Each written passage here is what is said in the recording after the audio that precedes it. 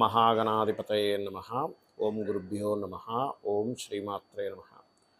పరమేశ్వర స్వరూపమైనటువంటి జ్యోతిష, వాస్తు మరియు ఇతర అనేకమైనటువంటి శాస్త్రములను మనకు అందించినటువంటి మహర్షులకి నమస్కారం. హయగ్రీవ హయగ్రీవ హయగ్రీవేతి యో వదేత్తస్స నిస్సరతే వాణీ జహ్నుకన్యా ప్రవాహవర్త అరుణాం కరుణాతరంగితాక్షీం ధృతపాశాంకుశపుష్పబాణచాపాం అనిమాదిభిరావృతాం మయూకైః అహమిత్యేవ విభావయే భవానీ. శ్రీమాత్రే నమః.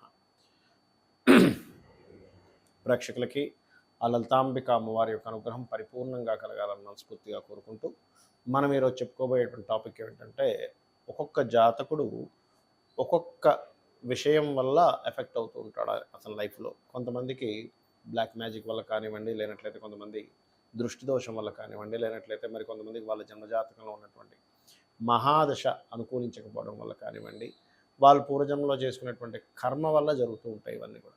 అయితే ఏ లగ్నం వారికి వేటి యొక్క ప్రభావం ఎక్కువగా ఉంటుంది వాళ్ళ జీవితంలో అనేటువంటి విషయాలు మనం ఇప్పుడు ఒక్కొక్క లగ్నాల రీత్యా చెప్పుకుందాం.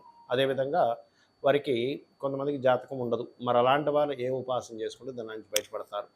ఈ విషయాలు చెప్తుంది నేనైనప్పటికీ కూడా చెప్పిస్తుంది సాక్షాత్ లలిత అమ్మవారిగా భావిస్తూ ఒక్కొక్క లగ్నం ప్రారంభిద్దాం. మకర లగ్నము, మకర రాశి. మకరం వారి కనుక చూసుకున్నట్లయితే మీకు పూర్వజన్మ కర్మ అనేటువంటిది ఎక్కువగా ల్యాండ్స్ రూపంలోని, అంటే తెలిసో తెలియకో వాస్తు బాగోలేనటువంటి ల్యాండ్ తీసుకోవడము, లేనట్లయితే రిజిస్ట్రేషన్ సరైనటువంటి దీంట్లో లేనటువంటి ల్యాండ్ తీసుకోవడము, లేనట్లయితే కొన్ని వాహనాలు తీసుకోకూడని వాహనాల వల్ల వాహనం సంబంధంగానే మీకు ఎక్కువగా ప్రభావం అనేటువంటిది పడుతూ ఉంటుంది. అంటే ఎలాగా అంటే, ఇప్పుడు చూడండి, పూర్వజన్మలో కనుక మీరు ఏదైనా ల్యాండ్కి సంబంధించిన ఏదైనా దోషం చేశారు, ఈ జన్మలో ఖచ్చితంగా ఆ ల్యాండ్ రూపంలోనే మీకు ఇబ్బంది ఇస్తుంది. అంటే అక్కడ ఏదైనా శల్యాలు ఉండడం ఆ భూమిలో, లేనట్లయితే ఏదైనా లిటిగేషన్ ప్రాపర్టీ తీసుకోవడం, లేనట్లయితే సమ్ టైమ్స్ కుజుడు కనుక బాగా పాడయ్యాడు, 4th హౌస్ కనుక బాగా పాడైనప్పుడు ఏమవుతుందంటే ఆ భూములు కొనడం ద్వారా ఇబ్బందులు స్టార్ట్ అవుతూ ఉంటాయి. అదేవిధంగా మరికొన్ని విషయాల్లో ఏంటంటే, ఇక్కడ కుజుడు పర్టికులర్గా ఈ 4th and 11th లార్డ్ కదండి, భూముల వల్ల లాభాలు కలగాలి కదా, అదేంటి మీరు ఇలా అంటున్నారు అని అనుకోవచ్చు. కానీ 4th and 11th లార్డ్లోనే మొత్తం మీకు ఇమిడి ఉంటుంది. అంటే ముఖ్యంగా మకర లగ్నం వారికి. ఎందుకంటే ఇదే మకరంలో కుజుడు వచ్చి ఎగ్జాల్ట్ అవుతాడు, కానీ ఇదే శని కనుక మకరంలోకి వెళ్తే నీచి పొందుతాడు. చూడండి ఎంత డిఫరెన్స్ ఉంది. అంటే ఈ రాశిలోకి వచ్చిన కుజుడేమో ఉచ్చి పొందుతాడు, ఆ రాశిలోకి వెళ్ళినటువంటి శని మాత్రం నీచి పొందుతాడు. అంటే దీని అర్థం ఏమిటంటే, న్యాచురల్ 10th హౌస్ అనేటువంటిది ఏదైతే ఉందో వృత్తిని సంబంధించినటువంటిది. అంటే వృత్తి స్థానంలో ఎప్పుడు జీవుడు ఎగ్జాల్ట్ అవుతాడు, కానీ బద్ధకం అనేటువంటిది కనుక న్యాచురల్ మేషం అనేటువంటిది ఏంటంటే న్యాచురల్ లగ్నం, అది బద్ధకం అనేటువంటిది కనుక అక్కడికి అతను ఆవహించినట్లయితే ఆయన ఇబ్బంది పడతాడని చెప్పి మహర్షులు మనకి ఆ రకంగా చెప్పడం జరిగింది. అయితే ఇక్కడ వీళ్ళు పొరపాటును కూడా వీళ్ళ పేరు మీద కుజుడు కనుక పాడైనట్లయితే మీ పేరు మీద ప్రాపర్టీస్ తీసుకోకండి దయచేసి. అలా కనుక తీసుకున్నట్లయితే మీరు ఎక్కువ ఇబ్బంది పడుతూ ఉంటారు. ఏది మీ జన్మజాతకంలో 4th హౌస్ స్పాయిల్ అయినట్లయితే గుర్తుపెట్టుకోండి, స్పాయిల్ కాని పక్షంలో మీరు చక్కగా తీసుకోవచ్చు ప్రాపర్టీస్, వెహికల్స్ కానీ ఏదైనా. అంటే మీ యొక్క పూర్వజన్మ కర్మ ఇవన్నీ కూడా దీని చుట్టూ తిరుగుతూ ఉంటాయి. అలాగే ఒక్కొక్కసారి ఏమవుతుందంటే ఏదైనా ఒక ఫ్యాక్టరీ పెట్టడం, ఆ ఫ్యాక్టరీ పెట్టి ఆ ఫ్యాక్టరీ నడవకపోవడం వల్ల ఆ సిబ్బందికి శాలరీస్ ఇవ్వడం కానివ్వండి, ఇవన్నీ కూడా తెలియకుండానే ఓవర్ బర్డన్ అయిపోయి ఇబ్బంది పడడం అనేటువంటి జరుగుతూ ఉంటుంది. అది గుర్తుపెట్టుకోండి. అలాగే మరొక విషయం ఏంటంటే, ఇక్కడ దీంతోపాటు ఈ యొక్క రాశి వారికి, ముఖ్యంగా ఈ యొక్క మకర లగ్నం వారికి ఈ కుజుడితో పాటు ముఖ్యంగా అంటే అష్టమాధిపతి, సప్తమాధిపతులు పరాశర మహర్షి ఏం చెప్పాడంటే తల్లిదండ్రులతో సమానం కాబట్టి, చంద్రరవులు కాబట్టి అవి ఎక్కువ ప్రభావం ఇవ్వమని చెప్పారు. అది నిజమే, అందులో ఎటువంటి సందేహం లేదు. ఎందుకంటే అష్టమాధిపత్యం రవికి వచ్చినప్పటికీ కూడా ఒకటే గుర్తుపెట్టుకోండి, లగ్నానికి శుభులైనా పాపులైనా కూడా వాళ్ళకు వచ్చినటువంటి పోర్ట్ఫోలియో ఏమైంది, ఏ మహాదశ నడుస్తుంది, దీన్ని బట్టి మీకు బాగుంటుంది. అయితే మీరు ఎక్కువ అమ్మవారి నామస్మరణ, శ్రీమాత్రే నమః అనే నామస్మరణ మిమ్మల్ని ఉన్నత గతికి తీసుకెళ్తుంది. కొంతమందికి లగ్నం కానీ, నక్షత్రం కానీ, రాశి కానీ తెలియదు. మరి అలాంటి వాళ్ళు ఏం చేయాలి అంటే, వాళ్ళ జన్మజాతకంలో ఎప్పుడైనా ఒకటే గుర్తుపెట్టుకోండి, రుణాల బాధలు, శత్రు బాధలు, అదేవిధంగా రోగ బాధలు, అంటే రుణ రోగ శత్రు బాధలు, ఈ 3 బాధల నుంచే ఫస్ట్ మొట్టమొదటిగా విముక్తి పొందుదామని చూస్తూ ఉంటారు ప్రతి జీవి కూడా. అయితే ఈ యొక్క అంశం అనేటువంటి ప్రతి జీవికి ఉంటుంది, మనుషుడికి మాత్రమే కాదు. మరి ఈ జాతకం తెలియనప్పుడు ఏం చేయాలి అంటే, సూర్య ఆరాధన అన్నిటికంటే ముఖ్యమైనటువంటి సూర్య ఆరాధన చేయండి. రెండవది ఏంటంటే, మీకు ఇష్టదైవం ఎవరైనా ఉంటారు, అంటే శివుడు కావచ్చు, నారాయణుడు కావచ్చు, అమ్మవారు కావచ్చు, ఎవరైనా కావచ్చు, గుర్తుపెట్టుకోండి. ఒకటే, వాళ్ళ యొక్క నామస్మరణ తీసుకొని వాళ్ళ మంత్ర సాధన చేస్తూ ఉండండి రెగ్యులర్గా.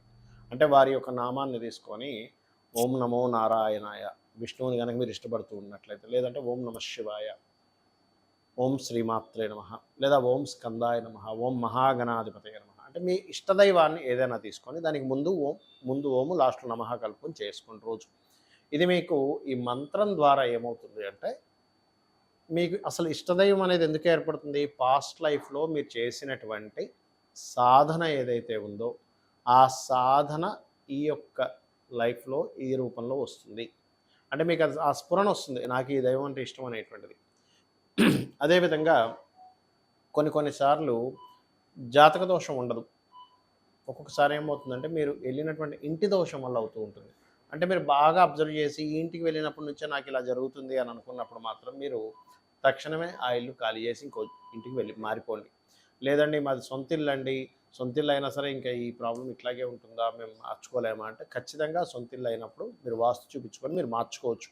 అందులో ద్వారం నిర్మాణం వల్ల ఏదైనా మీకు ఇబ్బందులు వస్తున్నాయా, లేనట్లయితే లోపల ఏదైనా బాత్రూమ్స్, లెట్రిన్స్ సరైనటువంటి ప్రదేశాల్లో లేవా, లేనట్లయితే ఒక్కొక్కసారి చిన్న చిన్న దోషాలు ఉంటాయి. అంటే ఇంట్లో వేసే రంగుల మీద కూడా దాని ప్రభావం ఉంటుంది. ఇంట్లో వాడేటువంటి వస్తువులు, పెట్టకూడని ప్రదేశంలో కొన్ని వస్తువులు పెట్టి వాడడం వల్ల, అదేవిధంగా ఫుడ్ తినేటువంటి ప్రదేశం మనకి వాస్తులో పశ్చిమే భోజనం చేయవా అని చెప్పడం జరిగింది. ఆ రకంగా మరికొన్నిసార్లు ఏమవుతుందంటే కొన్ని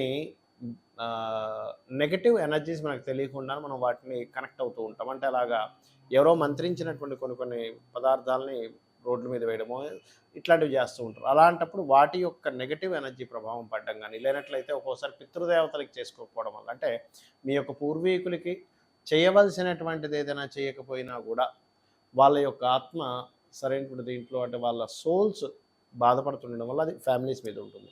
అలాంటప్పుడు మీకు కొంతమందికి ఎలా ఉంటుందంటే చేయాలని ఉంటుంది వాళ్ళకి, కానీ వాళ్ళ మరణించినటువంటి తేదీలు కానీ, లేనట్లయితే తిథులు కానీ తెలియవు. అలాంటప్పుడు తేదీ తెలిస్తే మనకి సిస్టంలో కొడితే ఏ తేదీ, ఏ నక్షత్రం, ఏ తేదీ నాడు జన్మించారు అనేటువంటి తెలుస్తుంది.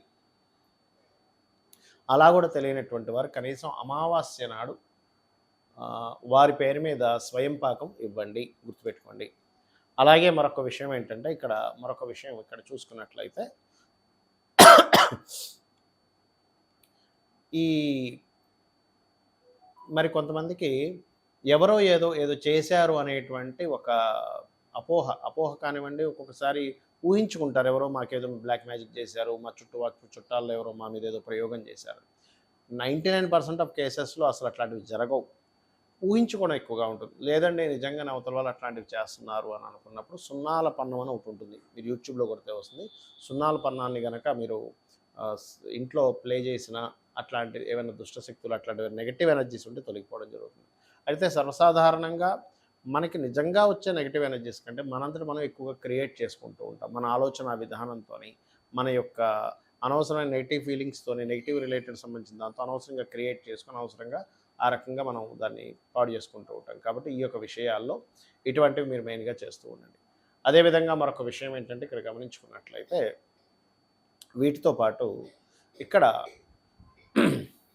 ఈ లగ్నం వారికి, ఈ రాశి వారికి అనేటువంటిది స్పెసిఫిక్గా ఉంటుంది. వారు మాత్రం ఆ లగ్నము, ఆ రాశి, ఆ నక్షత్రం తెలిసిన వారు మాత్రం ఇప్పుడు నేను చెప్పినటువంటి వీడియోలో ఏదైతే మొదట్లో చెప్పాను దాన్ని మీరు ఫాలో అయితే కూడా సరిపోతుంది.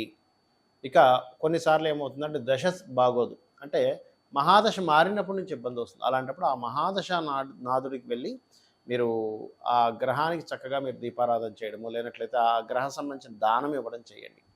గోశాలకు రెగ్యులర్గా వెళ్తుంటే కూడా మీకు ఉండేటువంటి పూర్వజన్మ కర్మ అనేటువంటి తొలగుతుంది. గోశాలకు వెళ్ళి ప్రధానంగా మీరు బెల్లం గోవులకు తినిపించడము, అదేవిధంగా ఎక్కువ అప్పులు ఉన్నటువంటి వారు గోవుకు తినిపించి ఓం అపర్ణాయ నమః అనేటువంటి మంత్రాన్ని గోశాలలో కనీసం ఒక 40 నిమిషాల నుండి కనుక చేస్తున్నట్లయితే త్వరగా మీ అప్పులు తీరేటువంటి ఛాన్సెస్ ఎక్కువగా పెరుగుతాయి. అదేవిధంగా మరింత ఎక్కువగా శనికి సంబంధించిన దోషాలు ఎక్కువగా ఉన్నాయండి, చాలా పీడన అనుభవిస్తున్నాం అనుకునేటువంటి వారు మూకుల్లో ఒక నూనె వేసి ఆ నూనెలో మీ ఫేస్ని చూసుకొని ఆ నూనెని శివాలయంలో దీపారాధన కోసమని ఇవ్వండి. ఇచ్చినట్లయితే మీకు ఆ దోషం అనేటువంటి తొలగుతుంది. ఇది కూడా శనివారం చేయండి. ఖచ్చితంగా మరింత ఎక్కువ దోషాలు ఉన్నాయనుకునేటువంటి వారు లలితాసహస్రనామాల్లో ఓం అనాకలిత సాదృశ్య చుబుక శ్రీ విరాజితాయే నమః అనే నామస్మరణ చేయండి. ఖచ్చితంగా అన్ని విధాలా బాగుంటుంది. శ్రీమాత్రే నమః.